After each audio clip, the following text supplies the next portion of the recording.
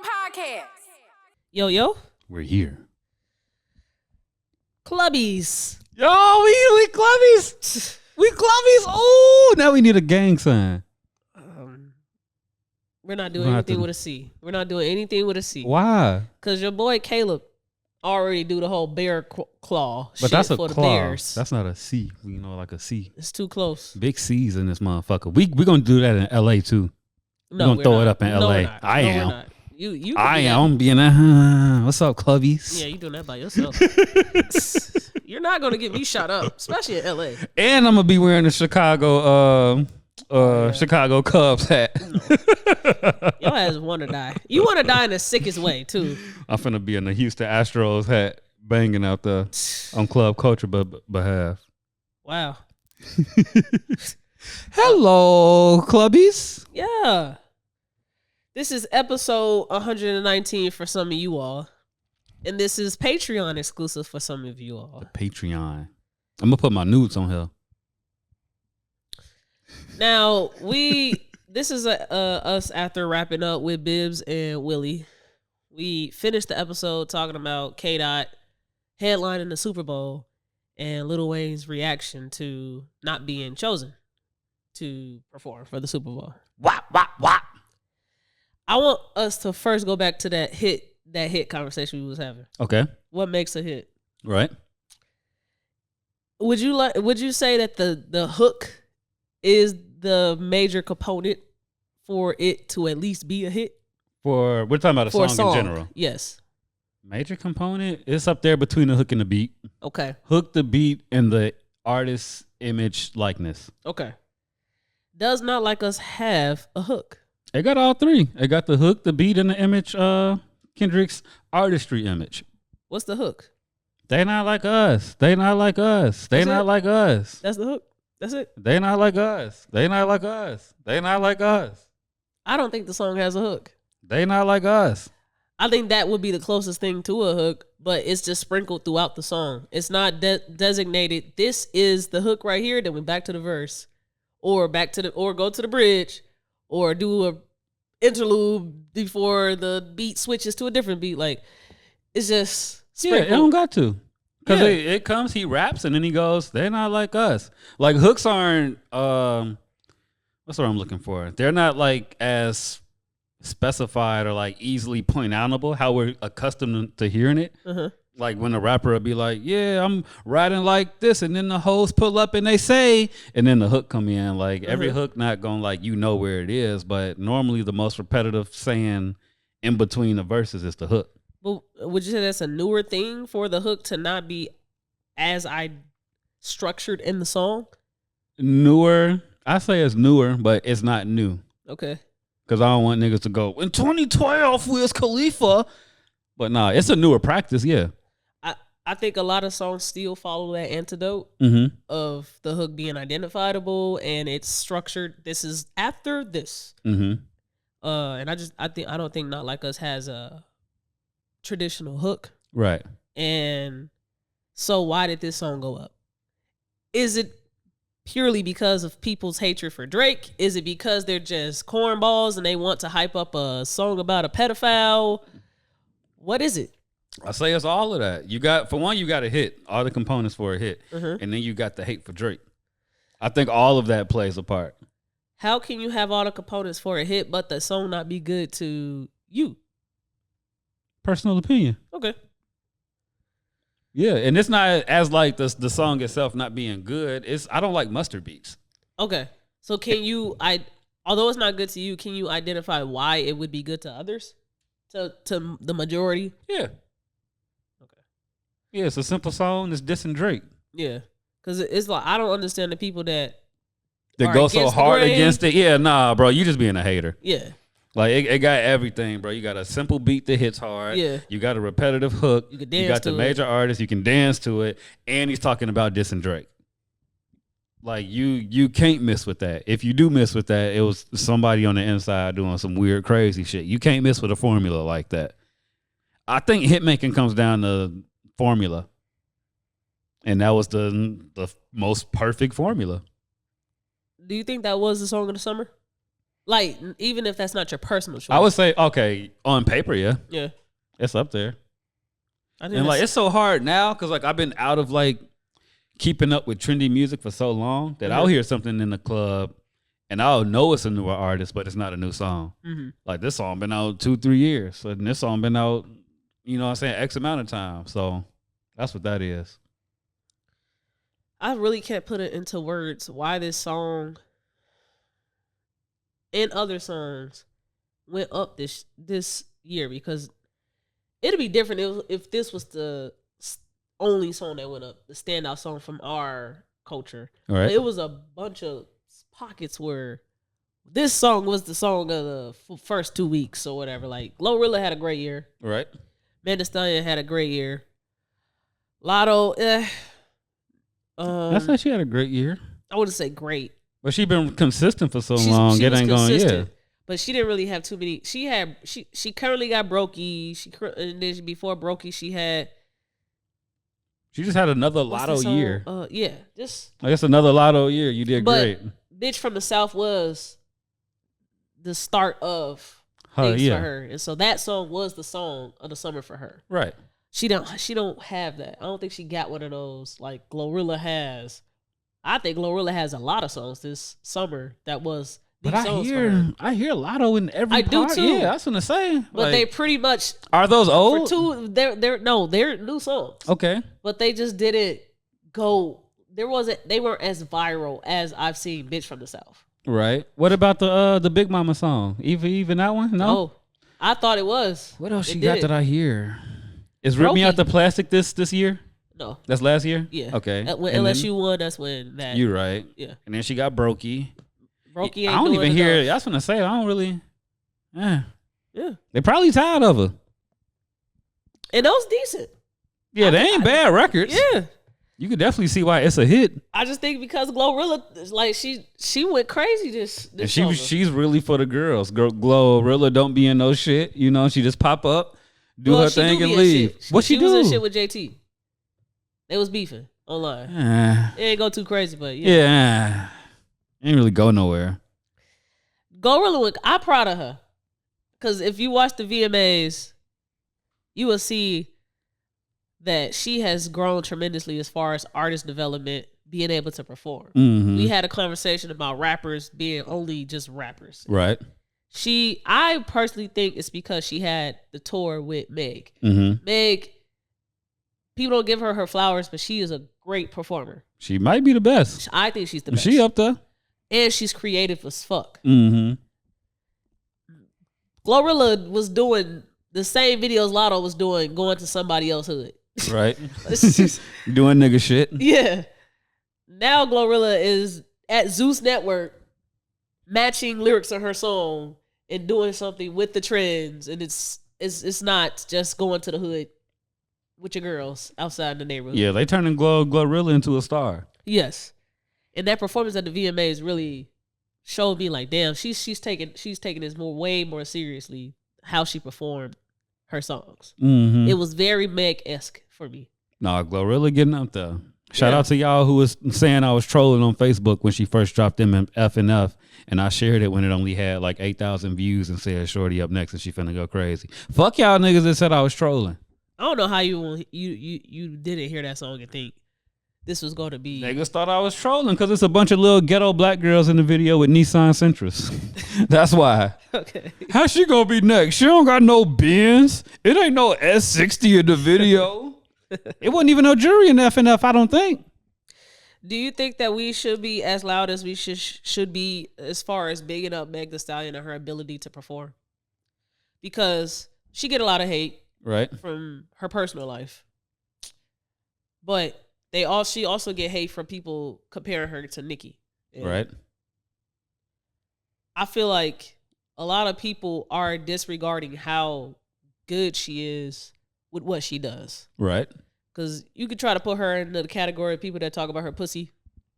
But while she's talking about her pussy, she is doing 8 counts. Yeah, you're going to be thoroughly entertained on that stage. Yes. And I just think we are doing her such a disservice by not highlighting how great of a performer she is. Not only because she twerked like it is This nigga. She performs well in her videos too. Yeah. Like really well in her videos. Yes. She's a large part of her creative direction. Mm-hmm. And we was just talking about what is Lil Wayne's most creative music video. And we they said a milli. That was crazy. Because I was going through this little YouTube list right here, and I'm like, Stump the World was pretty creative. Or Pick Up the World, whatever that song was. It can't be Stump the World. Let me see. It's Drop the World. There we go. Yeah. Drop the world. I'm not dropping on this fucking head. That video was pretty creative. Mirror was pretty creative. I was like, a milli his most creative? I can see the argument for it, but A milli was his single ladies. I'd agree. That's a good take. He was in one location the whole time and rocked it out. But even in Single Ladies, it's choreo. Yeah, it's a whole little. Yes. You know? Yeah. Lil Wayne just walking up to a stage to perform. I think that's where he ended. Yeah, he was getting ready to perform. Yeah, basically. I was like, I get why you would say it's the most creative, but I'm like, in today's climate with creating, that ain't shit no. Exactly, that's what niggas doing on Instagram Reels now. Yes. Take off the song and just go, hey y'all, it's Lil Wayne. I'm checking in, man. It's me. I'm walking up to my trailer, finna get fitted for outfit. You know, we got sound check in an hour. Blah blah blah. That's basically what a milli music video was. A day in the life vlog. But I know the first person that ever thought, let me record my music video in the studio. Thought they went crazy. A Static Major. Oh wait, no. You said they were music video. Yes. I feel like 50 Cent might have been. I feel like that's a 50 Cent thing. Yeah, I know they thought they went crazy. You know what'd be dope? If we don't go outside, don't have no cars, we just gonna do this shit in the studio. Yes. Nigga, you a genius. I just feel like that's something they did in New York. So I want to get back to the whole Lil Wayne Kendrick thing because I love when black people start showing their blackness. Right. It just feels like this is all of Lil Wayne should be there just because I like him and I feel like he should be there. Lil Wayne is a piece of shit for that video. I feel like they all chimed in just to like, I don't know. Grifting is a really big thing of social media now. Okay. And I just feel like everybody who came out in Wayne's defense just did it just to like jump in, just to have something to say. I know people will hate the way I talk. I saw Willie. I was like, y'all want this crackhead to perform? He like, crackhead is wild. Crackhead's pretty rough. Because it's Lil Wayne, we can't call him what you would call somebody that is doing the same thing Lil Wayne did. But is he still on drugs? We don't know. Okay. But we don't care as black people. You're still a crackhead. Yeah. Yeah, we don't. Respectfully. You feel me? And Lil Wayne should be able to know where I'm coming from. Because he shouldn't. Because he doesn't recognize racism. So I don't know if he recognizes blackness. Poor Wayne. Poor Wayne. Poor Wayne. Poor us. I feel bad for Wayne in a lot of places, bro, because a lot of this shit don't be his fault. I do. But he still has to be accountable for it because he signed up for it. And it's like, bruh. Nobody told. If he could have never did, Wayne should have never did any press his entire life. No press. Right. I think that makes him look worse when he tries to play victim. I think they tried to keep him from doing press. Uh-huh. And I just feel like it reached a point where it's like, bro, he has to do press now. And then he wasn't prepared for it. And that's how you get the, don't worry about what's in my cup. It's in my cup moment. And I just knocked over my lean cup on TV. That's how you get those moments, because you don't prepare for something because you don't think that it'll ever happen. I truly think that Baby was like, gee, you ain't going to ever do press. You ever saw that video where he was getting interviewed about talking about racism? I'm scared. And Shorty had said, do you still believe that racism's not real or something like that? And he was like, what? Ma'am, pulled his red flag out. Oh my God. I'm a gangster. And I bet baby knew that about him too. And he like, bro, just don't do press. You're a great artist. We gonna do the damage control with whatever comes with press. But then when you have a year like 2008, when you own 100 and something plus singles, and this is the era where artists are starting to get more on camera and doing these speaking engagements. It's like, bro, you the biggest rapper out here. You the biggest mainstream rapper, and you the biggest mixtape rapper. Like, you got to start talking at some point. Uh-huh. You have to start speaking to people. And, Um, I just think they was blindsided because even at the end of the day, yeah, Baby runs everything, but even Baby got to report to UMG. So Universal probably came down, or maybe they was under Warner there then and was like, hey, bro, Wayne got to do interviews. So What you finna show me? What is this? are we saying that Lil Wayne under Birdman, Birdman should have prepped him for the Birdman? 100%. Or Birdman should have got him the help to prepare him to speak. Okay. Yeah. That's much better. I hope I didn't give off the impression that Birdman should train Lil Wayne to speak. Because he's not a good example either. Okay, so I like to look at all the music moguls and their legacies, and then also dissect what were they doing before they became music moguls. Mm-hmm. If Birdman was in the hood, in the streets, thugging it out, and then just use his bread to become a music mogul, yeah, why do we have any expectations that he would not do all the things that he did to Lil Wayne? You can't take the hood and that mentality out of him. Out of him. It's a huge difference between Yo Gotti and Birdman. Right. And we see Yo Gotti's artists and Birdman's. Diddy's artists and Birdman's and Yo Gotti's. Or who else? I mean, Gotti ain't really the best example to use either. Well, Yo Gotti took a time. He said, all right, I need to start cleaning myself up. Yeah, he like, hey, Glorilla, go out here and rep the brand right now because ESTG and street shit. Birdman has yet to do that. Nah. He's not going to do it because he's too old now. He ain't got to do that shit no more. And to be fair, it was cool to be a crash out in hip hop when Birdman was running. Like, it was cool to go to the award show and fight and shoot the person that you beefing with on wax. Like, that shit was cool then. Yeah. 50 Cent. 50 Cent, a prime example. Who else? 50 Cent got shot and stabbed in this shit. Master P. 50-50. I'm 50-50. But yeah. Yeah. He got the image of it. Mm-hmm. He don't look like Young Jeezy is trying to do it. Don't get me started. He did a terrible job. Don't get me started on Jeezy. But he definitely had the vision. He had the platform. He ain't do it right. But he said that's what he even dropped the Young just to be Jeezy. Started wearing suits. No, he dropped the Young because he ain't own it. Def Jam owned Young Jeezy, yeah. Oh, okay. That was a legal thing. That's what he flipped it. Okay. But that goes back to what I say when you bring in somebody to do your PA shit. Like, they should have bought somebody to help Lil Wayne talk. Like, that's what Jeezy got. Like, Jeezy ain't finna come out, yeah, bro, I changed my name because I don't own it. Yeah. You the biggest trapper in the world. Yeah. But you do change your name because you get this new image and you grow up because you was a trap nigga. And we believe that. So, I'm glad that this is not only just a Patreon episode because hopefully this resonates with somebody. Mm-hmm. But I came from the same circumstances that a lot of people that look like me came from. Right. I just took a different route than what other people chose to take. And because I took a different route, I've been able to be exposed to how other ethnicities act, talk, behave, and think, especially in a professional setting. Mm-hmm. Because you got to live around them too, right? Yeah. Yeah. And so when I say that you cannot come as you are, like church, church even says that do that. Come as you are. Right. And when you do, you still get judged.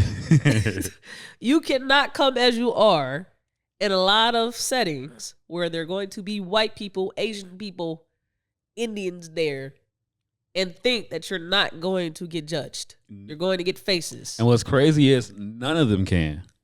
None of them can do that. None of them. And niggas have this thing where it's like, why can't I do rah, rah, rah? It's like, bro, none of y'all can. You can still choose to do that if you want to, but it's not going to end in the way that you would like for it to because you're a nigger. Exactly. So I am in a different position. I feel like I can show up to work in a hoodie, some jeans, some gym shoes, do my job and go home. Nothing will ever happen to me. Right. The team that I'm a part of, we all are pretty much, we set our own standards. But we know that if we all are in office at the same time and let's say the CEO is coming, Mm-hmm. we're going to present ourselves a little differently than when we would if he's not there. Right. It's the same thing that you would do if you were working at Walmart and you knew that the store manager was coming. Mm-hmm. And it ain't just you and your supervisor who lets you slack off. Right. Y'all gonna make sure you look like you packing boxes. On God. Your supervisor gonna look like he telling you what to do. Yes. I don't know how to say this in the most respectful way or PC way without sounding like a dickhead. Here we go. But Lil Wayne is a nigga. He is a nigga and he is an addict to a lot of white people who does not care if he even rehabilitated himself. Right. He's like that to us too, but we just don't want to come out and say that. We accept him because we know him. We accept him because we used to that shit. That shit he is one a of part our of life cousins. to us. Mm-hmm. Lead like songs, nigga. I drink in my cup. Like we love that shit. Not me, but we. Hey, drinking my cup fire though. That's a fire that song was fire. Yeah. But yeah. So you saying this all Houston fault? Oh. That was ignorant as fuck. No. And I don't think there's anything wrong with not wanting a crackhead to come perform on the biggest stage ever that's supposed to bring you consumers. Right. Ain't nothing wrong with that shit. It's just you calling their hero a crackhead. Yeah. Because he's a crackhead. You can't call him that. That's their hero.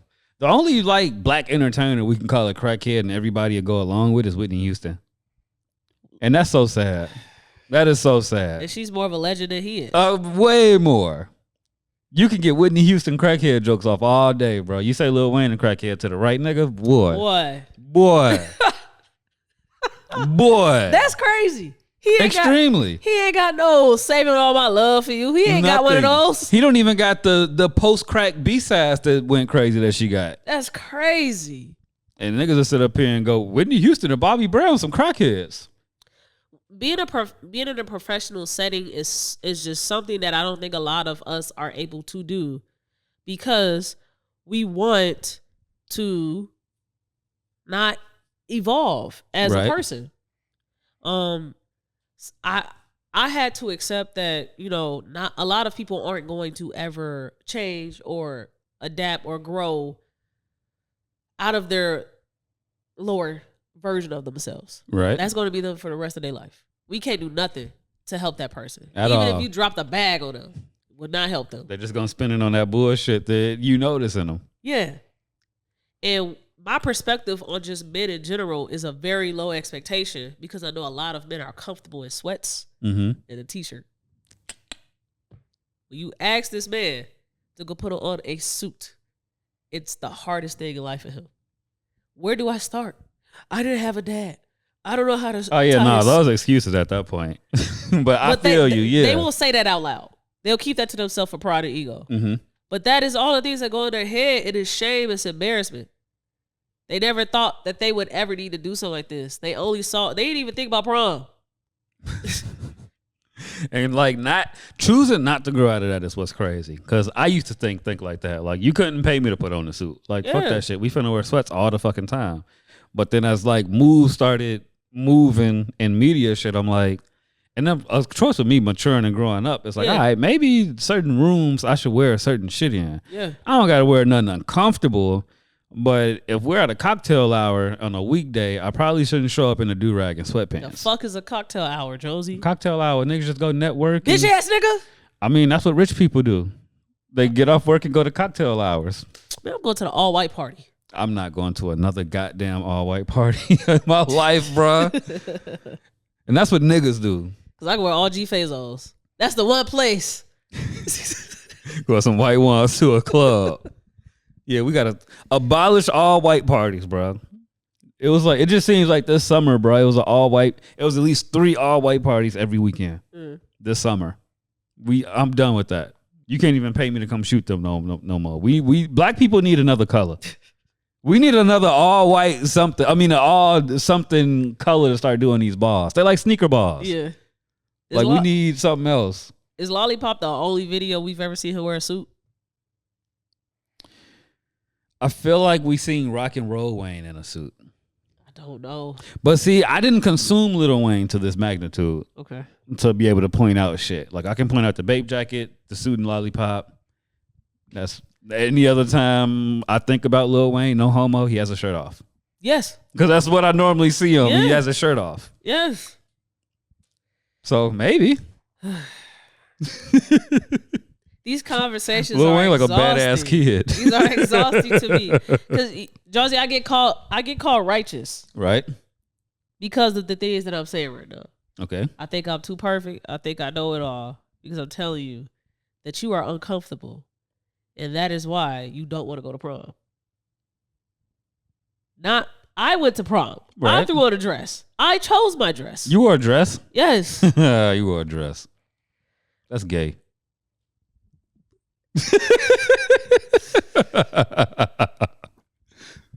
That's funny. You will never see me put a dress back on again. Ever? Ever. Like for no reason? I don't have a reason why I would want to wear a dress. Okay, I was just curious.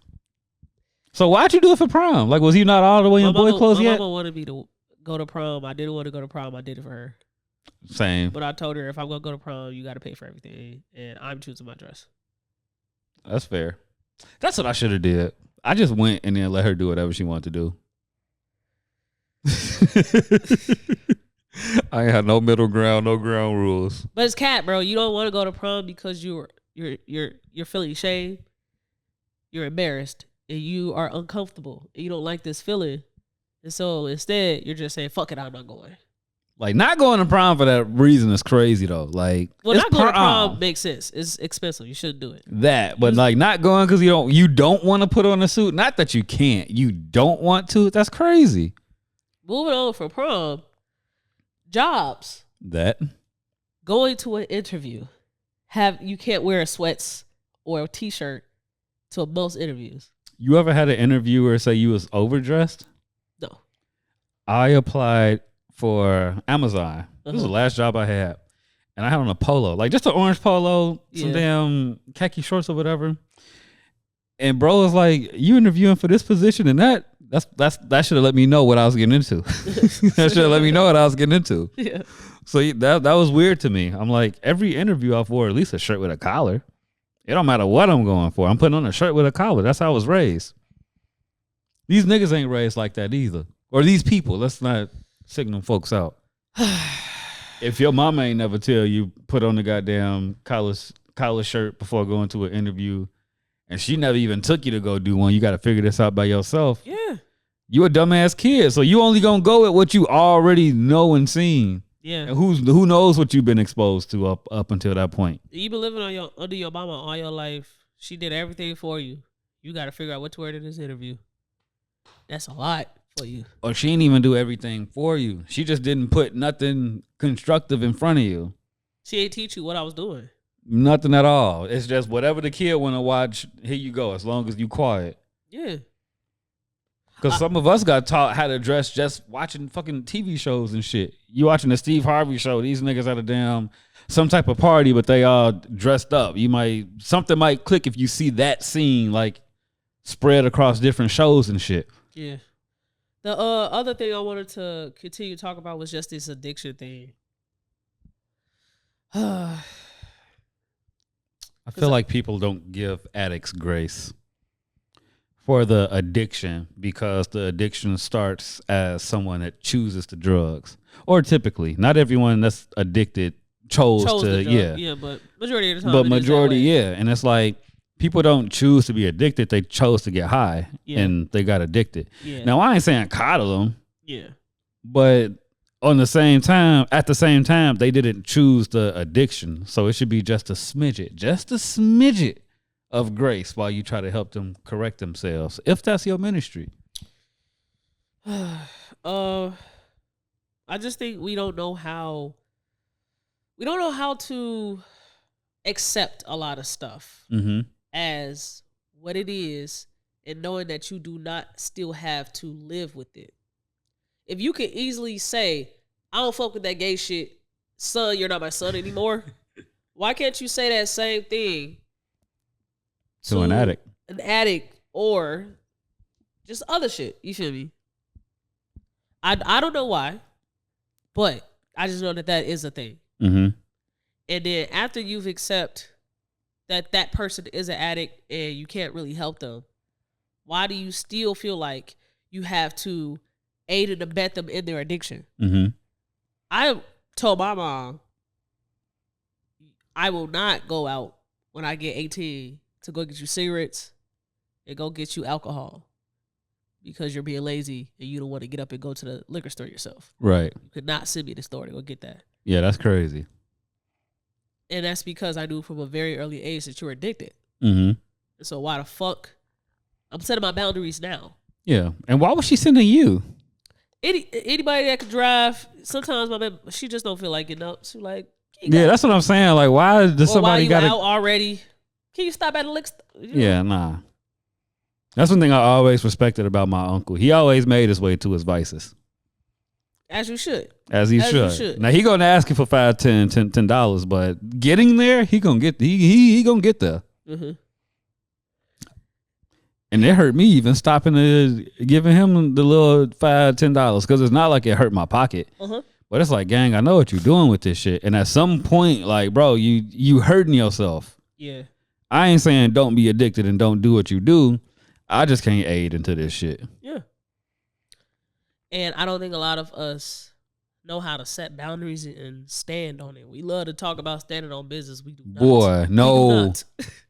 We do not. Because people can't even respect when you stand on the boundary. So that lets me know when like somebody is like get like how they treat boundaries. Like if you even outside of me, like if I get the chance to like watch you deal with somebody on the outside and you get mad at their boundaries or you don't understand their boundaries, that's going to throw me off. And then that's going to show me that you probably don't you don't have a good practice when it comes to boundaries for yourself. Nope. A lot of people can't advocate for themselves either. Nope. I got an alcoholic auntie that knows that somebody has a child and that person's demands about her child is you cannot kiss my child. Right. That auntie snuck a kiss in front of the person with the child and kissed the baby. But why? Because she just had to get that off. Could not respect the one boundary and go say to the person, I know you don't like that, but I just had to. And then it's like you can't make it awkward or nothing in the house because it's like you want to whoop their ass and shit. Yeah. But you can't. I didn't reach the point where I don't care if I upset the room. Yeah. If you do some shit, everybody in here finna have a bad day. Because I'm finna have a bad day. Yeah, I was gonna fight that auntie in front of everybody. You should have. Definitely should have. They stopped me. That's a different type of overstepping too. Like, come on, that's a kid. It's some boundaries that people can overstep that you'll just be like, all right, turn the other way, go about your business, woo. Yeah. But I feel like there's some, bro, where we just finna set this shit off. Like, you shouldn't have overstepped this. Me and my homie was trauma dumping yesterday on the phone. Aw. It was playful. Okay. But we was very serious. And we just traded stories about all the alcoholics, all the druggies, and all the assaults that we've seen or know about or experienced in life. Mm-hmm. And we left. We ended the call like, we needed that. We needed that. And I'm like, this is sick. You gotta get your trauma off. Especially if you ain't realized in that moment like what was going down. Yeah. Like me and my brother used to make fun of shit that my dad and his brother used to say when they used to argue. Yeah. And I think this was like a week ago. I was sitting there like, bro, we laugh at two drunk niggas that was driving us home argue. Yeah. We should have never been in that situation at all, bro. It's funny as hell to us. Yeah. Cause we young and we stupid, but now that we know better and shit, it's like, bro, we should have never been in a situation like that. And I think what irritates me is that if I was to bring this up or talk about it, it'll just get laughed at. So it's like, bro, we not going to change. Nothing's going to change if we don't go, hey, this was fucked up type shit. Yeah. We can't just keep laughing at shit. This should have never been a part of life. Never. But it happened, and It we happened. gonna accept that it happened, and we not judging folks for happening. Yes, but this should not be normal. It shouldn't happen again. And you should not repeat it just because you saw it. And Facts. That was one of the talking points that I was on the phone with my homie about too. I don't understand. I understand, but I still don't fucking get it. Why a person could experience something and then do it to the next. If you experience domestic violence, assault in the household, I understand why you repeat it. Right. We get the psychological part about it. We get the studies, but I still don't get it. I don't get it. Or at least I do. Like I 100% get it. Well, at least one aspect of it. Because there's sometimes where it's like, you'll still feel the effects of somebody doing you bogus. And you'll take that into the next situation. And it's like, well, shit, I got somebody in front of me that I can get this off on now. And that's bogus. I ain't saying it's right, but I do think people do shit like that. Like if you coming off of having a bad boyfriend, a bad girlfriend, you get into a new relationship, they do some shit to mirror something from your last one, you going to take that as a chance to get out on them because of what you've been through. And the whole time, they really didn't deserve it. Yeah. You know, listening to Biz about this whole Lil Wayne thing, that man crazy. I was not surprised. That man is crazy. That's how Wayne stands are, man. They want to see their guy. You should have seen me in Lil Wayne debates in like 2009. When he was piping hot too, oh my God. You did not want to talk to a Lil Wayne fan then. But that's the prime example. Like, first off, he don't have the close to home experience of knowing what it is to deal with an addict. So he don't quite know that. No, he should not be on this stage. No. Hell no. Especially not after no damn 6 months. Yeah. And then even after giving him the game and telling him this man is dealing with epilepsy when he performs. He don't care. He don't care. Care if he has a seizure on that stage. Yes. I got to see Lil Wayne at the Super Bowl. Yes. Don't care if he was foaming at the mouth. Yes. That's, man. Shout out Bibbs. That's my guy, man. So, did you watch the presidential debate? I saw clips of it. I knew I wasn't going to watch it. Okay. I knew I wasn't going to watch it. Okay. Donald Trump's not a good not a good debater, and I just knew Kamala was finna walk circles around him. And I was on the road that day. I don't think she beat his ass like I feel like she should have. She was doing too many petty, like, let me highlight that he's dummy type of things instead of also making sure we talk a lot and very loudly about my policies. Now, where did they debate at? It was on... No, not the channel. Like, where? Where's the venue?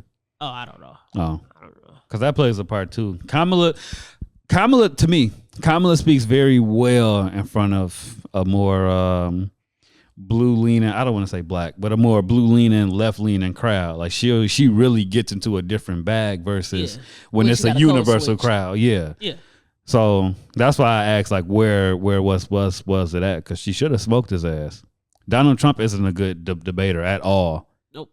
He barely beat Joe Biden. Yeah, he barely won that Joe Biden debate. And he should have swapped. He should have smoked his ass. Yeah, he barely beat Joe Biden. That's actually pathetic. Like, you ain't come prepared at all with any good gotchas. The man had to say, I don't have any answer for that. He has a concept of plan. I haven't talked to I haven't talked to JD Vance about this. Bro, I'm going to spend as much as possible. He couldn't even do it because he didn't come prepared at all. And I thought that was sick. But he also could do that because he's still going to have people vote for him. Unfortunately. Yeah. As long as somebody's there for the red and they hate poor people, they got to vote. I think these debates is really just for the intellectuals. It ain't for the dummies. The dummies don't care. Nah. It's still people like... She talking like she can't just do shit now. It's still people like that. If she was really the president, why tomorrow she can't change this? I always have to give analogies with real life shit. If you knew that you wanted to create your own business, that it was a direct competitor to the company that you work for. So let's say that you work for Club Culture. If you knew that you wanted to start your own podcast, right? Why would you ever come to me it say to me, give me all that you know. So hey man, can you share the Club Culture sync server with me so I can upload files? For this other show? Yeah. This is what I'm gonna do with my podcast, T. Cause yeah, I'm working for you, but I'm leaving you. Gonna start me another one. And this is what I'm gonna do with it. Even though I know that this is what you want to do right now. Yeah, no, that's crazy. And I'm not going to be locked in and focused on what you want me to do right now while I'm working for you. Because I'm finna go do all of this for my pod. Right. That is what you are all asking Kamala to do. You want her, while serving under Joe Biden, to talk about what she's going to do for America when he's supposed to be doing things for America right now. When she's serving under him. So she needs to wait.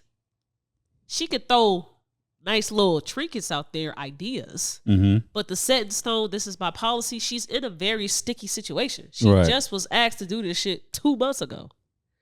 And so now, I wasn't even thinking about this shit. Mm-hmm. Now I got to think about this shit. And while thinking about this shit, he is currently the president, and I'm serving underneath him. He's my homeboy. Right. I'm going to make him look so terrible when I talk about all the things he's not doing right now and what I'm going to do, because I know that you all don't think he's doing shit. Right. Stupid. That's stupid. Yeah, I was good on tuning all the way in. I should have though. I'm kind of mad I didn't. It was great. Yeah, I'm kind of mad I missed it. It was great. It was funny as fuck. It was entertaining. I was entertained.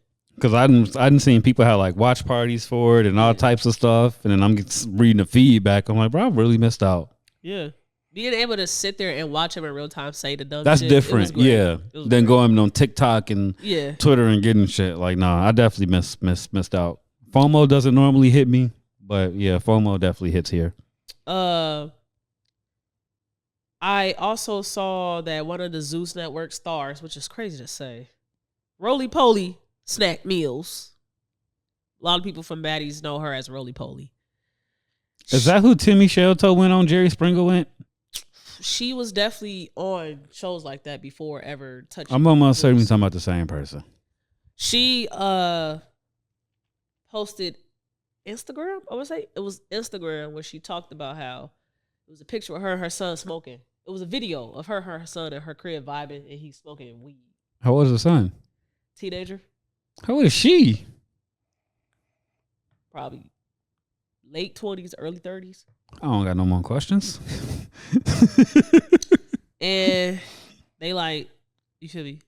You condone this? Like, why are you chilling, hanging with your son, and you let him smoke with you? Mm-hmm. And she's like, he's going to do this. I would rather he does this with me instead of going to go sneak and do these things outside. Right. So I want to know your response. And while you give your response, I'm going to go blow my nose. Okay. That was that used to be my my train of thought. Like if my kid ever wanted to drink or smoke, then as long as they're doing it in front of me, it's a good thing or whatever. But they shouldn't be doing it at all. I feel like when it comes to stuff like that, where it's just party favors in general, not just weed or not just liquor, just consuming any sort of party favor, you don't necessarily tell them not to or don't, but you tell them why they shouldn't or what they should look out for and what they should do. Because she got a point, like if your kid is around other kids to smoke weed, even if he doesn't and he chooses not to, at some point that no might turn into a yeah. It could be one day they hanging out with some chicks that they've been wanting to get at, and now they want to smoke, and now he's not peer pressured, but he like, damn, I want to fit in and impress Shorty. If Shorty didn't hit the blunt too, let me go ahead and hit the blunt type shit. But now that I know better, or know a little better, yeah, no, no, nah, I ain't. That's hard because it's like your kid is grown enough to where it's like you don't want to whoop him or nothing. Because I feel like if I tried to whoop a teenage boy, we'll just end up fighting. Just because of stature, age, all that shit. It'll just turn into a fight type shit. Yeah. So it'll really just be a whole bunch of talks and lectures, and then it'll turn into I'm not finna keep a dope head in my house. And then you kick the dope head out on the street, and then that's how we have this reoccurring problem of parents not being able to take care of their kids and all that other shit. Mm-hmm. But no, my thing would never be he gonna do it anyway, so do it in the house. That doesn't make sense to me. Parents used to do that with us with alcohol. Yeah. I'm 15, 16 years old. Shorty mom is like, nigga, y'all can drink here. Man, I just like do you think that kids really gonna do what they want to do? No. But I'm just using me. You know, just going off of me and how I move, I don't think so. Yeah, I'm not a good example. I didn't do too much. Yeah, I didn't do everything I wanted to do, but I don't think anybody truly does what they want to do. Yeah. But I do think people do what they want to do within like means and access and shit. And that's where I would say that I differ, because I had the means and access to do a lot of shit that I chose not to do. Uh-huh. Like in high school, my crib was the open crib. My mom ain't never at home. Oldest brother then graduated and moved out. It's just me and my brother that's 17 months older. Mm-hmm. So we both can partake in the same chicks if we wanted to. Mm-hmm. But I be on some no type shit. That nigga do all that dumb shit. But I don't think kids all the way top to bottom do what they want to do. Yeah, they outside tripping. They probably setting up out there. Mm-hmm. My question is, if you're doing drugs with your son, are you, with that same theory, would you also allow him to have sex in your household? You know they would. Fuck when he want, wherever he wants to, he gonna want to fuck. Might as well do it here. Fuck my crib. Are you gonna let him do that? They will. It ain't a let, but they ain't gonna stop it type shit. Uh-huh. It's like them church families that let their kids spend the night and shit. Yeah, y'all can't do this, but we finna go upstairs and go to sleep, and y'all can do whatever y'all want in the basement. I'm just like, because I'm sure they probably have conversations about this smoking shit. Mm-hmm. If you have conversations with him about that, are you going to get uncomfortable when it's now the time to talk about sex and not have a conversation because you're uncomfortable, but just hopefully if he gonna have sex, he's doing it safe? Right. Or you're going to still get past that uncomfort and have the conversation with him and say, hey, smoking, cool. Sex, I don't know about that one, son. I know you probably want to, but can you please not and wait? And this is why. Right. Or if you do it, son, please at least do this. Wrap it up, son. Something. I don't know. I just would like to know what Rolly would do if now her son says, Mom, you're so open. Can I fucking hear too? Like, I want to know what that is. What if you bring a threesome through? Can you have that? Hey, did you see the video? It's a TikTok. And the girl talks about how they ran a train on her in high school. Yeah. Yeah, that's crazy. With the three boys? The three boys ran a train on her and she ain't know better? Yeah. That hurt. That hurt? That hurt. Okay. You on that side. Okay, cool. Great. A lot of people still will hear that and be like, she a hoe. She wasn't taking advantage of. Nah, she was. She was, but it wasn't her fault. Bro, she was raped. Like, I don't think people listened when she told the story. She did not agree to those two boys coming in there. Because she agreed to the first one, right? She only agreed to the first boy. And if you're lost, there was a viral TikTok of a lady that's talked about the time where a train was ran on her, and now that she's older, she realizes that she was taken advantage of and the reasons why she even put herself in that situation. Mm-hmm. She came from a household where she was neglected. Right. She didn't have any love in that household, so she went out searching for it. And these were popular boys in the high school, and she was younger than them, much younger than them. And they were, I think, were in high school now. I think it was 16 and 12. So yeah, something like that. I think it was something like they were at least 4 years older than her. And so she went to what was cool and popular, hoping that she would now have some love and friends and shit. Right. And so those boys played into her naivety. She's naive. Or naiveness, if that's a word. What's the word? Naivety? How do you say it? I have no idea. Naivety. That word. Very naive, very gullible. Started having sex with the one boy that she liked. Mm-hmm. Then that boy had his brother come in. and he immediately just went to town on her. She did not agree to having that brother come in. I think this is where I clicked off the video. Because didn't she do this in parts? No. Or is it like just a really long, drawn out? I'm talking about the video itself. No, it was one whole video. Yeah, I was going to say, because I know I didn't finish it. It was too much. I was on her whole video. And then after the brother came in, the friend or the cousin then came in and did the same thing that the brother did. And just entered himself into her. So that's how a train was ran on her. And niggas will still listen to that video and be like, so she wasn't taking advantage of. That wasn't her fault. Or that wasn't their fault. Yes. That hurt to see. Because, like, I know, and this ain't me talking shit or trying to point fingers, but I'm like, I know there was girls around me. Yeah. Where it's like something like that could have happened. I'm sure that those, and I'm sure that it did happen. Story. Yeah. Because we all young learning, like, you had a train ran on. Like, we would hear people talk about how they ran trains on people. We don't get to hear from the other person's side. We never do. So this was my first time really getting to hear it from somebody else's side of the train being ran on them. It ain't always consensual now that I know now. Yeah, now we know. It's like maybe one of them was consensual and y'all just did some I'm weird... definitely asking, okay, how'd it go? Yeah. Yeah, let me... Yeah, how did that shit go? This ain't it. Yeah. There was a I don't know if this is funny or sad. This is why I like therapy. Because like I get to run through these situations with like a trained person and go, should I laugh at this? Yeah. Or should I be like, how should I feel about this? But this is something I'm going to bring up in therapy. There was this girl from my neighborhood. Everyone's older than me. This is like older OG type shit. Yeah. But they little brothers fuck with us type shit. So we all know each other. Yeah. I don't want to say her name. And there was this tape going around the neighborhood, like a tape, VHS tape. It was the girl's name and tape. Yeah. Like she had an infamous sex tape. I saw a little bit of it, but then now that I'm like older and shit, I want to ask the question, like, did she know that she was being recorded? Yeah.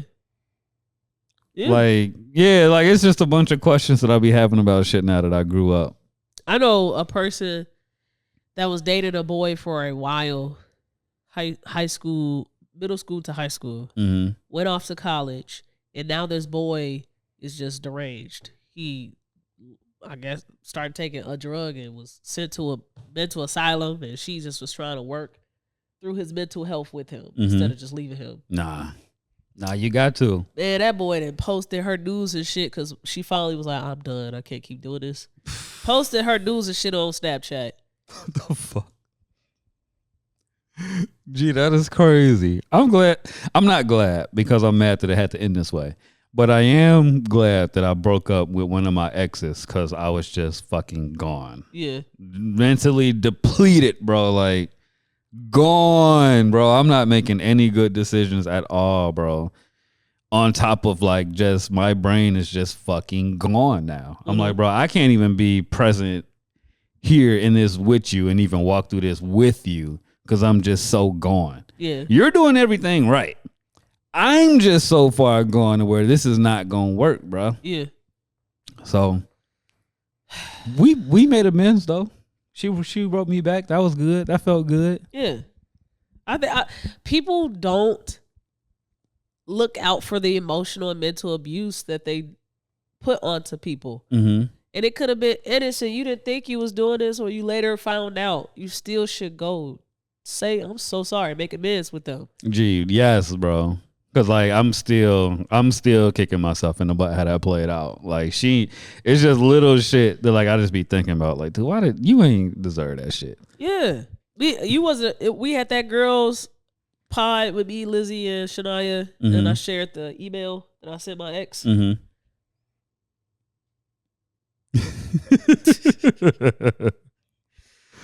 Oh. Yeah, it's just, I'm glad she was willing to make amends though, because like it would have ate at me like for life, like if we could never at least get back on some, if I see you out high and bad type shit. Yeah, because she didn't deserve a lot of the shit I put her through. It was one time she pulled up to the crib, but I'm in such like a fucking panic, bro. Like, bro, I'm not coming outside, but she's coming to get me. Yeah, but I'm not going outside. Yeah. She calls me, we talk, and I'm like, yeah, bro, this just ain't it. Yeah. Get off the phone. She texts me, don't text her back. She called again, I don't answer. I'm like, bro, I don't know what's going on, but I can't leave this house right now. Yeah. waste of her time. Yeah. A waste of her day. And now I'd probably put in a terrible fucking mood because you done argued and fought with somebody that you didn't even start a problem with, but they going so in because of what they dealing with. Yeah. Yeah, that ain't cool. Mental health is it's very important. Mental wellness is very important. Extremely important. Yeah. I damn think that's more important than physical wellness to a certain extent. Yeah, you can't really. I don't know how many fucking weights you done fucking push today. That shit does not matter if your mental is fucked up. My gut cannot go, no matter how much I'm in the gym, until I get my mental and physical right. 100%. It won't go away. Nothing will. You'll be the strongest fucking dummy. Yeah. You finna go. You gonna leave from chest day and have a panic attack for no reason. Yep. Yep. I didn't even know before the first quarter of every basketball game until I got to college was the worst quarter for me. I at least needed to get past the first quarter, especially when I get past the first half. That's when I'm turning my shit on. I'm going crazy. But that first quarter is hard because I would have anxiety attacks. I didn't know that that's what was going on until I get more wise and aware. But I was having anxiety attacks on the court. See, and that's why I stopped playing basketball. Because I didn't know what the fuck was going on. I'm like, bro, I'm raw as hell in the street. Like, why the fuck can't I play now that it's a ref and a scoreboard and I got to do what the coach tell me to do instead of just go work this nigga? Like, what the fuck going on? Yeah. And I would say probably more than just me experienced that with sports. I couldn't even tell you. I'm sure mine was just the pressures of performing and just doing great, no matter what, being perfect. I'm sure it was that because I was always the best. Right. So if I don't show up, we finna lose. I'm sure it was that. It just wanted to get out. I gotta make it type shit with this. So yeah, I couldn't. That's why I started playing instruments. Y'all got it. It's too much pressure. Niggas on the side yelling at me. My teammates yelling at me. The ref is just here. The coach and like 4 other niggas is with him yelling. I'm like, yeah, I'm good, bro. It's too much. Yeah. Y'all got it. Boy, and I ain't gonna do this one yet. Maybe this could be another episode with the person that told me this. I'll just touch on the surface of it. Okay. We really do experience the different versions of our parents. Like we don't have the same version. Now what you mean when you say that? So like have a conversation with your siblings and all of you all describe mom. Oh yeah. Boy, it should. I will be surprised if it's all the same. I would be very shocked if it's all the same. That's all I would say. Now me and my brother probably got the same. Me and my closest brother got the same to say about my mom than my oldest would, for sure. Yeah. Like, for sure. Yeah. Especially our father. Like, my oldest brother love him. We cool. Or we was cool. God bless the dead. But, yeah. Okay. I mean, we was cool. Okay. All right. Did you see any other hot topics this week before? Oh, I got one. Uh-oh. So Caitlin Clark liked Taylor Swift's endorsement of Kamala Harris. Kamala Harris, sorry. Oh, you said Caitlin Clark endorsed. Caitlin Clark liked a post that Taylor Swift posted endorsing Kamala Harris, saying that she has my vote. Right, okay. Caitlin Clark liked that post. Right. Caitlin Clark warriors went crazy. A lot of people are not supporting Caitlin Clark anymore because of liking that post. Now, she liked Taylor Swift's post about Kamala. Yes. That's what I'm still following. Yes. That sounds like America. A lot of people have been asking, where is Taylor Swift? Mm-hmm. She's been pretty silent throughout this whole presidential debate, I suppose. It's the summer. She ain't got no music dropping. Her nigga not playing. What they want from her? Her nigga. And so I thought that it was going to be the moment where we finally can stop capping behind, I'm not racist. Mm-hmm. She's just better than you all bitches. Nah.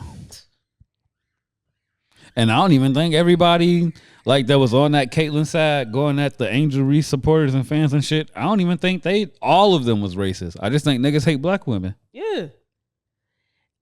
This is for the black men. Okay. That were supporting this rhetoric that we're crazy. Mm-hmm. Nah. We just hate that she's so great. She was so much better than us. I wish I could remember who that dude was we was trolling about this on your post. Oh my God. I can't even drop a name. But yeah, he was a Caitlin Clark warrior. Yeah. You gotta remember who I was talking about. It was a lot of comments on that clip. But it's ones that it was a post you had made. And then the dude was talking about Caitlin Clark. We was talking about Angel Reese and shit. Uh-huh. Or about how much Angel Clark did for the WNBA or something. You don't remember? Hell no. Yeah, I'm gonna have to dig for that. But fuck that guy. Yeah. He was a coach. If that helps. I don't know. God, I can't remember much of the rhetoric, so I can't draw it up either. It's cool. I just wanted to highlight that hot topic. I thought that was interesting. And I expected it to do more for what many of us have been saying this entire year, but I don't think they don't care. So how you feel about Angel Reese versus Caitlin Clark now? Sorry, excuse me. I think that it should have always been a rookie of the year. Mm-hmm. Now it's definitely Clark's. Okay. For me, I personally still don't think everything that Clark did this year was enough for it to not be a I think the politically correct answer is a Right. But for business, it should be Clark. Because she broke 4 records this season, I want to say. She broke the 3 points, the assists. She just did the assists. Mm-hmm. I want to say she did triple doubles. She did at least 1 triple double this season, which is new for a rookie to do. Mm-hmm. I believe. She's broke records. She's broke rookie records, and right. She just broke the most assists in a single season for any league? Athlete, for any women's player for the league. Okay, sorry, for the league. Yes. Reese also did the same thing with rebounds. She broke league rebound records, rookie league rebound records, mm-hmm. Sky records, double records, mm-hmm. double. So outside of just rebounding, doubles records for the league, not just rookies. Okay. And so it's like apples to oranges right now, as far as they're both breaking records. Mm-hmm. And it's not just a rookie records; it's also league records. They're just different records. Well, I hope it's Angel because I got that on the sports book. Please cash me out. I definitely think it should be a but it's definitely gonna be Clark. What's up, little stinker? She has a podcast. Who, her? Injuries. Oh, yeah, I've seen that. Nah, I'm good on that. I'm tired of my athletes talking. Yeah, I don't know. I don't want them to shut up and dribble, but I don't want them on podcasts. I don't want them to have their own podcast. There we go. I don't want active players to have their own podcast.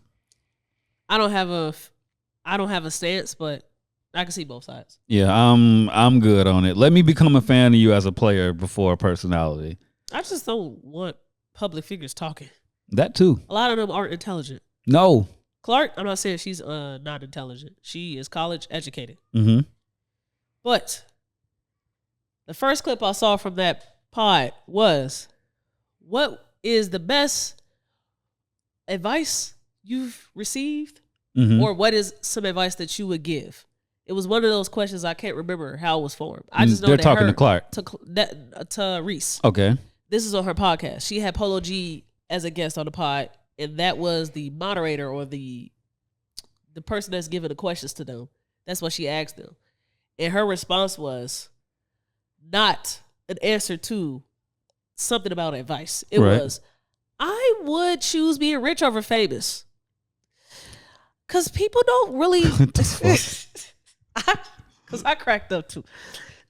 I'm sorry. And I'm just like, why is she even talking to Polo G? Why do we want to... That's what I'm saying. Like, I don't want them to do this, bro. Because I get why. But to somebody that just wants to get into the WNBA, you kind of sending them off a little bit because now you got the personal side of this player before they even grow to know the player or grow to like the player. At least that's what it feels like for a fair weather fan like me. Like, I ain't finna sit up here and say I'm super WNBA, but I'll catch a game here and there. Man, that podcast is giving. I just want to start a podcast and get my shit off. I got so much to say. Y'all don't want to see me on a podcast. That's one of those. Through somebody else's lens and dollar. Yeah. I don't think Angel Reese came up with that herself. I think she agreed to it. But yeah, I think somebody came with her like, you should start a podcast. And she, yeah let's do it. Because these bitches got to be fucked up talking about me online like this. Let me change the narrative. I think that's what she just wanted to do. And that's why I'm not mad at her for doing that. Because she's supposed to take that, somebody wanted that little offer. Whoever offered that shit shouldn't have. Yeah. Piece of shit. Yeah. All right, moving on to some mental health stuff so we can get up out of here. Hey. I got 2 things that I definitely would love to talk about. What's happening? All right. The first thing is we all have shit going on in life. Right. If you are not a Patreon subscriber, you missed out on a lot of great episodes where we dug into a lot of my personal life, a lot of my relationship woes. With people, not just like romance, right? Just people, and having those conversations with those people. So if you become a Patreon subscriber, you become a clubby, you can see and have access to all of those episodes. Clubbies. So what you missed out on is talking about my physical health, and a lot. Being sick has exposed me to a lot of things. And I always would hear, like, people don't care about you until you dead. Right. I always believed in that. But I genuinely really think that I have to die. My face has to be purple. Right. For people to take me being sick seriously. Because I just always operated at a high level to them. Right. High level of productivity. To where she can't ever really be this as. If she says she's sick, she just got a cold. Yeah, you can take a day off. Oh, she can't have cancer. She'll come I don't back. have cancer, but yeah, I got to be purple in the face for a nigga to take me serious if I say I'm sick. Right. The people that has been taking me the most serious is my job, which is crazy. Which is crazy. They are so understanding. Please take all the time you need, T. I'm so sorry. I want to see you better. I'm going to see you well wishes when your surgery happens. All of these good things. I had the tarot reader. The tarot reader told me before this surgery, you need to cut off a lot of people. If you don't, then the surgery will show you who should be out of here. Right. It's definitely showing me. It's definitely showing me. And I can't say that I didn't already have these feelings about these people way before this tarot reader. Right. And now I'm just trying to figure out what should I do. Because I ain't in the business of cutting people out anymore. I just don't talk to you. We don't got a conversation. I'm dead. But this whole sick shit really, like, I am shocked that I really have to be purple in the face for people to take me seriously. Right. I text my mom, my sister, and my other sister. I text all of them and said, hey, I'm sick. I was going to come out to you all just to chill, hang out, but I can't. Because I'm really sick. Right. They know that I'm sick. But currently right now, they don't know what I look like, how I feel, or whatever. So just let them know I'm really sick right now. Yeah, no, you really sick. And, well, I was hearing shit like, just ask somebody to come pick you up. Bro, I'm sick. I can't move. My body is, I can't move. I don't want to leave the house. I can't get up. Still thought something. Why you just can't ask her to get you, or tell her to come do it, or like that's not the problem here. Yes, I had somebody. I'm on the phone with them. They know my surgery is this Friday. They're about to go on a trip that they don't have to go on, and not come back until September 29th. Well, damn. My shit is on the 20th. They've been knowing about this for at least a month now. And they're telling me on the phone while I'm also having a conversation with them about how nobody is taking me serious. And they're telling me, well, I'm finna leave. But I support you. They eventually text me, I guess when the conscience hit in and said, I'm not going to go. I'm gonna stay here and support you. Nah, fuck that. Go on your little funky ass trip. Fuck it. Fuck that. Fuck that. Go on your trip. And I'm telling them how I want, like, can you feel me, pick me up for my surgery? Like, I'm talking to them about not having a lack of support, and also to ask them, can you pick me up for my surgery? Right. Without me knowing if they finna go on this trip. Right. So they tell me, casually, I'm finna go on this trip. I'm like, okay, have fun. Right. Enjoy yourself. I'm not finna tell you, why are you going on this trip when you know I'm finna have a very serious surgery and I mean a lot to you? Why are you going on this And trip? you shouldn't. You 100% shouldn't. We don't know what's going to happen to me. Right. Why are you going on this trip? I don't know. Yesterday was the first time that I cried about all the news that I'm getting about my physical health. Mm-hmm. I've been knowing about this shit for 2 months now. 1 month about the real serious stuff. Right. Yesterday was the first time that I really genuinely cried because I haven't felt anything about that shit. Mm-hmm. Because I've been so focused about how I ain't had nobody to care how I thought that they should care, hearing the things that I've been hearing about my physical health. Right. And I got on the phone with my homie, the same homie that I said we was trauma dumping and shit. Mm-hmm. Got on the phone with him, knowing that was the best conversation I could have had. And we sat, grown ass black man. We sat on that phone and we cried together. Aw. And made me feel so good. Mm-hmm. And he was just, cause he knew about this shit. He called me cause I had idea in my head like, man, I don't know who I should call right now cause I had high emotions yesterday. Mm-hmm. And it was particularly about one subject that I didn't want to talk to anybody about. Right. Because I didn't want to formulate any doubt in their mind that I'm making a poor decision right now. And so he was the only person, if I was to call somebody outside of my therapist, that I wanted to talk to. And I still told myself, don't do it. Just keep to yourself. Yeah. So then he called me. He called me. And I was like, shit, it must be Faith. Let's talk. And so we talk. I catch him up on what I got going on. Catch him up on my physical health. And he just started crying on the phone. I look up, we on FaceTime. I look at him, I'm like, this nigga crying?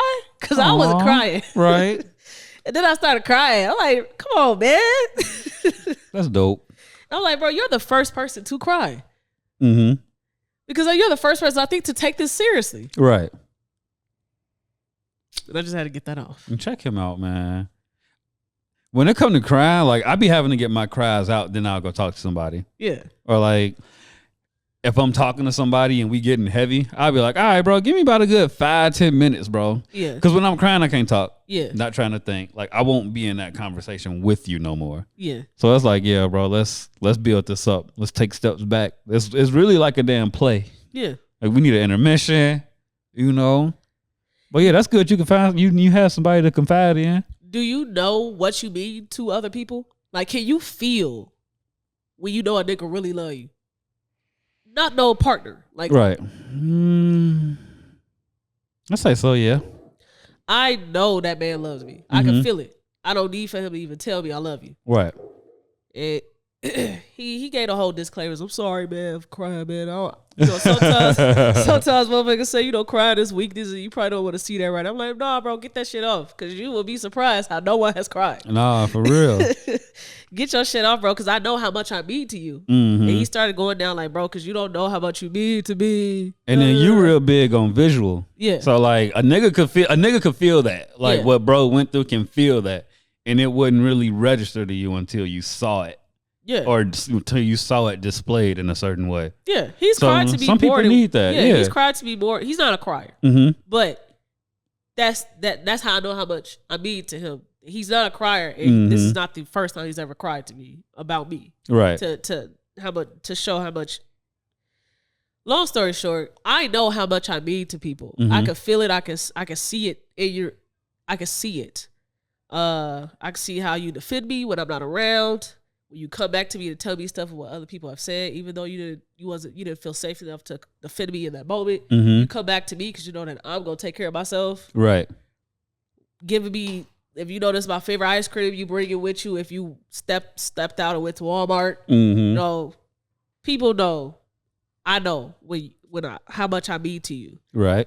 And so this is only directed to those people. If you watch this shit and you're like, man, I love you, T. I'm sorry you're going through this. And this is not for you. Do not feel guilty. This is for the people that I know I mean a lot to you. Fuck you. This don't is even who it's show for. up in the smallest of ways. This is who it's for. Oh boy.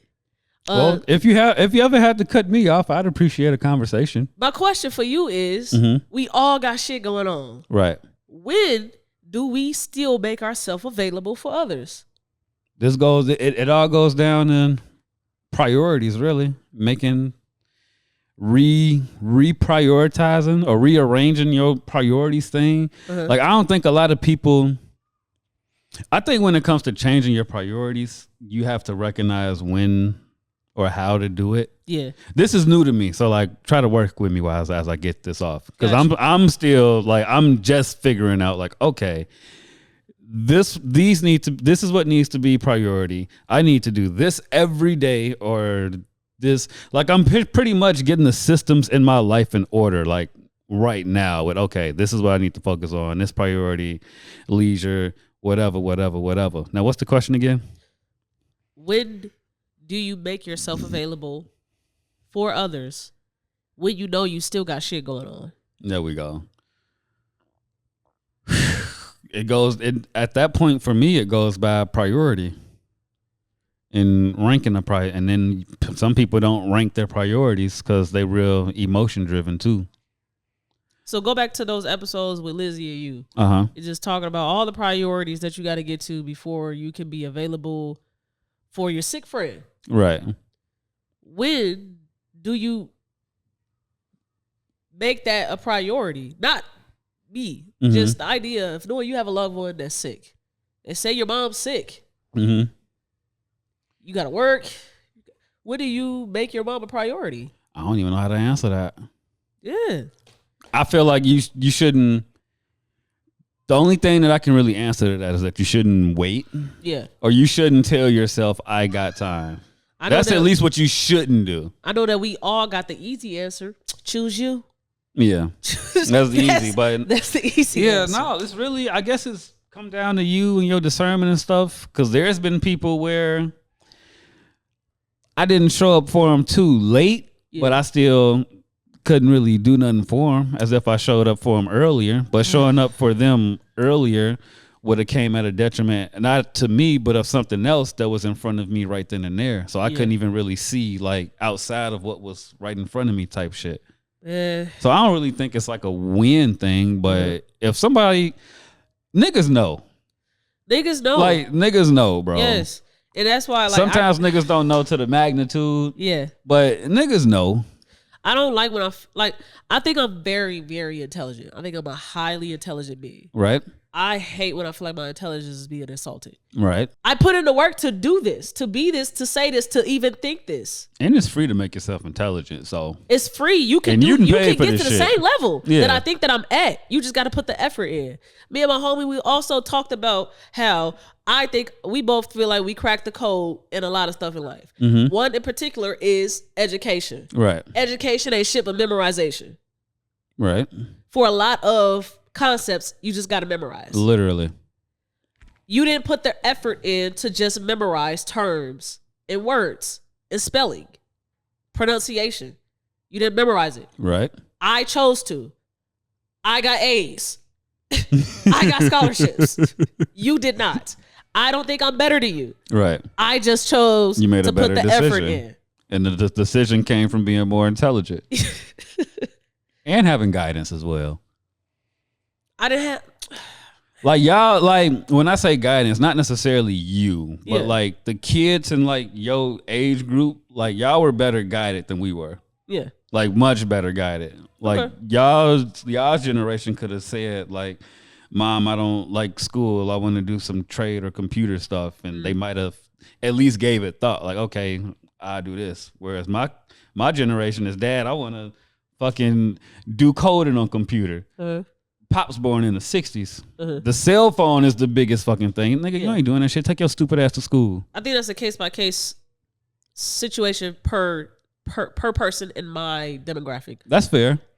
because it's still new. Yeah. So yeah, a lot of people try to say that we're like they put us in the same bag, but we were right there when AOL was a thing. Like computers still wasn't really being used yet. Yeah, y'all right behind us. Yes, my little sister, who is 2 years, almost 1.5 years younger than me, she still had to prove that even the arts was a thing to people. Like it depends on the person and their upbringing. Because my mama couldn't even tell you I'm a graphic designer. She couldn't even tell you what that is. She couldn't even tell you what that is. But your school system might have been like, all right, let's phase out, I don't fucking know, whatever the fuck. And then we going to usher in some type of computer programming for y'all because this is where it's going. We didn't have it in elementary, middle school. I had accounting 101 in high school. Yeah, I say, probably around the time you was a teenager type shit. Yeah. Definitely didn't have that growing up, like as a child. No. Excuse me, sorry. I think that is a lot of cap when people say that they cannot show up for people. 100%. I think that is a lot of cap. 100%. I know how every person that you've been around on Patreon episodes this season, and we talk about their relationship directly with me, is always, can you say the same thing I'm saying about you? Can you say that about me? And they always say no. No. I knew what the answer was gonna be, but it's better when you say it. Right. I can't say it. No, I can always count on you, Tobiah. So now my question to people is, what am I supposed to do with that? If we both know that is the truth, I can't count on you. You can count on me. It has always been like that. Right. Or I could have counted on you. I used to be able to. But I cannot count on you, and you cannot tell me when it's going to change. Right. What am I supposed to do with that information? You tell me what I should do. I don't know. Please tell me to cut you off. Please tell me to stop being a safe haven, stop being a bank, stop being all of that for you. Yeah, they shouldn't be asking you for shit, though. They do. Yeah, now that's where it gets fucked up. Like people know where they contribute, or they don't explicitly ask. They know that I'm a people pleaser, and I hate to see my people struggle. So there will be man, I ate all day on the phone. They'll guilt trip you. I ate all day on the phone. Say that 4 times. Wait for me to finally respond. And so I know now. Damn, you did it. I'm gonna have to talk to you later. Or you just don't even. Damn, that's fucked up, bro. Let's keep playing this game. No, I'm not playing the game with you anymore.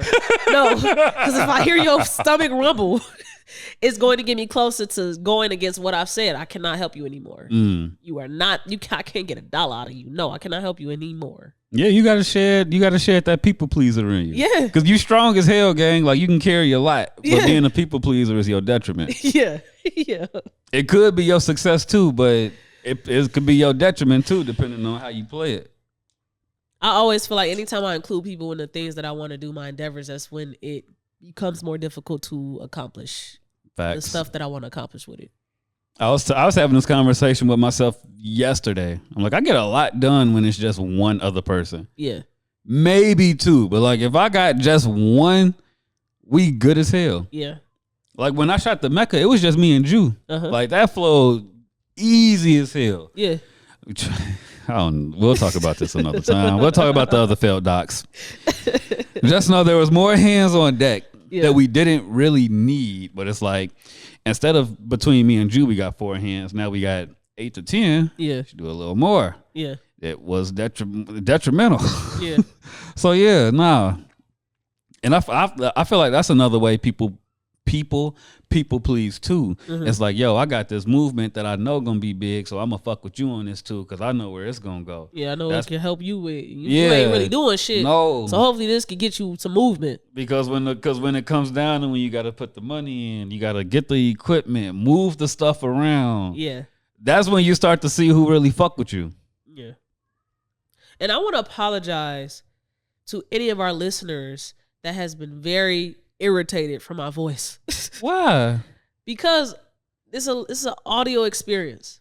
Oh yeah. And if you gotta listen to somebody sound congested every week, you don't sound nothing but Gucci Mane did no 7. Like, I just want to apologize. This is out of my control. I just know that I didn't want to let y'all down and not give y'all the content that I know that y'all enjoy from us every week. But we will not be back for some time until, first, I'm back where I want to be physically. And then two, I feel like we can meet the goals that I want to meet with the people that were supposed to be here. Right. So we're going to recalibrate for sure after this season. And new things will definitely happen. I will eventually drop the pilot episode from the Club Culture Music Show. That is something that I definitely want to put out into the world and get a vibe check on.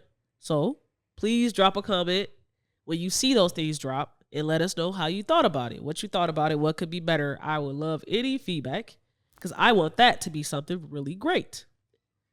You got anything to add to that? No, you know, T, I'm here, I'm rock and rolling with you. Yeah, appreciate it, my guy. Appreciate it. I'm trying. We're going to get there. I ain't easy to work with, but I will try and show up for you. Yeah, we're going to get there, man. She needs to charge her phone. Yeah, so we're going to get up out of here. That was episode 119 and also the Patreon episode. We have one last episode to drop before the end of season 6, Realer Than Real. And again, I'm going to just let y'all know the Realer Than Real part was for Patreon. We got the Realer Than Real on Patreon.